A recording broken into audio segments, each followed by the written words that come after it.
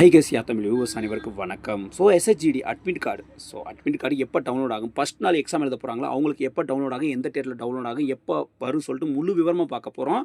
So இதே மாதிரி எஸ்ஹெச்ஜிடி சம்மந்தப்பட்டதாக இருக்கட்டும், ஃபிசிக்கலாக இருக்கட்டும், மெடிக்கலாக இருக்கட்டும், ஸோ இது மாதிரி சம்மந்தப்பட்ட உங்களுக்கு வந்துட்டு நம்ம என்ன பண்ணுவோம் அப்படின்னா வீடியோ கண்டிப்பாக போடுவோம். ஸோ அதனால் நம்ம சேனலை ஃபாலோ பண்ணல, சப்ஸ்கிரைப் பண்ணணும்னா கண்டிப்பாக பண்ணி வச்சுக்கோங்க, ரொம்ப யூஸ்ஃபுல்லாக இருக்கும். ஸோ ஓகே, வாங்க பார்க்கலாம். ஸோ அட்மிட் கார்டு எப்போ டவுன்லோட் ஆகும் அப்படின்னு பார்த்தீங்க அப்படின்னா 23ஆம் சொல்லியிருக்காங்க. அது ஃபஸ்ட் நாள் எக்ஸாம் எழுத போகிறாங்களா அவங்களுக்கு மட்டும்தான் 23ஆம் வரும்.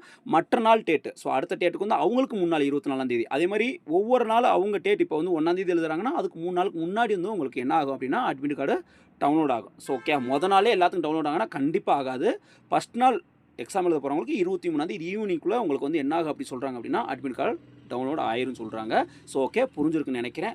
ஸோ அது மட்டும் இல்லாமல் அட்மிட் கார்டு டவுன்லோட் பண்ணிட்டா எக்ஸாம் எந்த சென்டர் எங்கே போட்டிருக்காங்கன்னா அந்த இடத்த வந்து நாளே நீங்கள் தெரிஞ்சு வச்சுக்கிறீங்க. போயிட்டு அலைய வேணாம், கரெக்டாக தெரிஞ்சு வச்சுக்கிட்டீங்க அப்படின்னா நீங்கள் அடுத்த நாள் 7 மணிக்கு கூப்பிட்டாங்க அப்படின்னா நீங்கள் 6:30க்கு அங்கே போயிருங்க. ஓகே, லேட்டாக போயிட்டீங்க அப்படின்னா திருப்பி அனுப்பி விட்ருவாங்க. திரும்ப சொல்கிறேன். ஸோ அதே மாதிரி என்னென்ன எடுத்துகிட்டு போகணுமோ நாளே எடுத்து வச்சுக்கிறங்க.